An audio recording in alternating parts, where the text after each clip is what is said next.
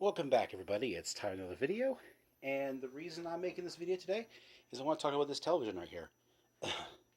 This is a Toshiba 27A33, manufactured in 2003, and I bought this at Sears a while back and got a real good price on it. I think it was like under $100. It's 27 inches. The reason I got it for so cheap was because of the crack in the casing right here. Other than that, TV works great. It's awesome. It's probably the best looking TV I've ever owned that's a CRT. Part of that is because it has component video inputs on it. Um, and I'm using on my Super Nintendo, I'm using my HD Retrovision cables. I also have them for the Sega Genesis, which will also work with my TurboGrafx 16 using the DB booster, as well as my Sega Saturn with an adapter. HD Retrovision cables are amazing. They're awesome. They take the RGB signal and convert it to a component video signal, which the TV accepts. And this TV is 240p 480i, and it looks great. Just absolutely looks wonderful. Even on composite video input, it looks really good. So I think part of that is just Toshiba's electronics and their notch filters and all that kind of stuff that they're using with a composite video. But what I want to show you today is actually the service menu in this TV, which is pretty awesome. So the first thing you need to do is you need to turn the volume all the way down to minimum. And then I need to hold the volume down on the TV set.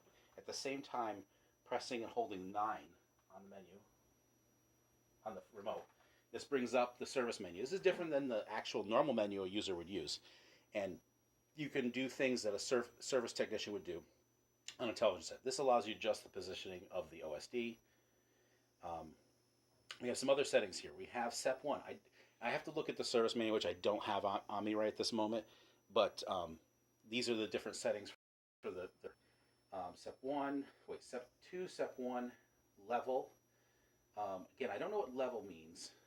Trapezoid will allow you to adjust if the picture is narrow at the top or narrow at the bottom. Allow it to adjust that out. Corner is if you have a defect in the corner.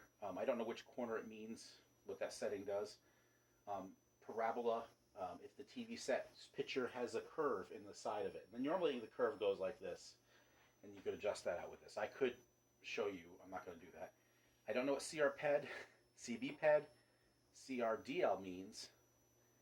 Now we're just in the standard settings you see in the menu, which is sharpness, tint. Color min shows you if you set the color all the way down, this is what the user when using the menu would be able to set. So you could adjust that. You can adjust the color center as well as the color max. So if I want to allow even greater color levels, I could adjust this up, and then the user, when they're adjusting it, would be able to go even higher than they used to be able to go before. This is contrast minimum, contrast center, and contrast max. These are all factory settings. I'm not changing them. You have brightness minimum, brightness center, brightness max. Now this is your bias. So these are your color biases. So the TV set has got a blue bias, a red bias, and a green bias. And this is to adjust how much the one individual color is offset from the other colors in terms of its brightness. So that it's whatever the signal's coming in. Let's say if the red's too strong, you could adjust the red down and keep the other two colors as brighter. The blue drive. Now this is just the drive individually. You can adjust the blue drive. If I want it, right now it's at 72. I want to make blue stronger. I can increase how much blue is being driven to the picture. You can see it happening. Got to make sure I remember it was 72. Okay. Red drives. If I want to drive red harder, I think actually red might be driven a little hard on this TV, but I'm going to leave it where it is for now. Yes, core is. I'm going to look at the service manual to see what these settings are. Vertical linearity, I can demonstrate that for you right there. There's linearity. Put this right back to 20. Okay. And vertical size, we can make the picture taller. I kind of think I'm going to turn it up a little bit anyway. I'm going to make that 38. I mean, the Super Nintendo is already letterboxed in this game. Horizontal size, you can adjust that as well. Vertical shift, let's say I want to move the picture up, which was a little off center, so I'm going to adjust that a little bit.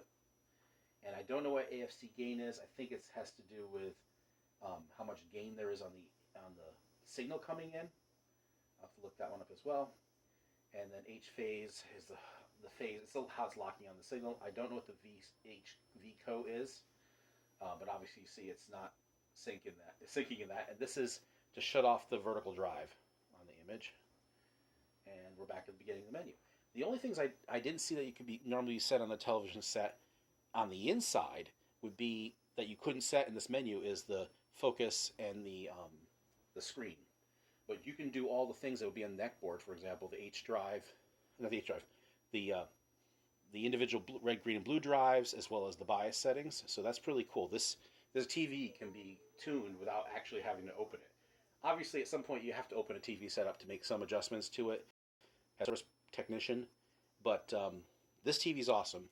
If you can get one of these, I highly recommend it. I know there's some other Toshibas that are similar to these that have component video inputs, but my only experience has been with this 27A33. I've seen the 32A33, and that's a pretty good TV as well. It's just as good, except for it's 32 inches, which is awesome. I would love to have one of those. But this one's great, and I got it really cheap, and I've had it for years, and it's been perfect. So highly recommend if you can get one of these TVs, and you're a person that loves picture quality, you don't get much better than this. This is like having like, not a PVM monitor that's 27 inches. And I've seen these on Facebook Marketplace for $100 or even cheaper. So keep your eye out for one of these. I highly recommend it if you can get one. So that's it, everybody. I hope you enjoy this video. And I'll try to do some more videos in the future. I don't really get to do them too often. Maybe it's just that I just don't have the motivation to do them because I'm working on stuff and I'd rather just tweet out a short video. So if you want to follow my Twitter, go ahead and do that as well. Thanks, everybody. I'll see you again.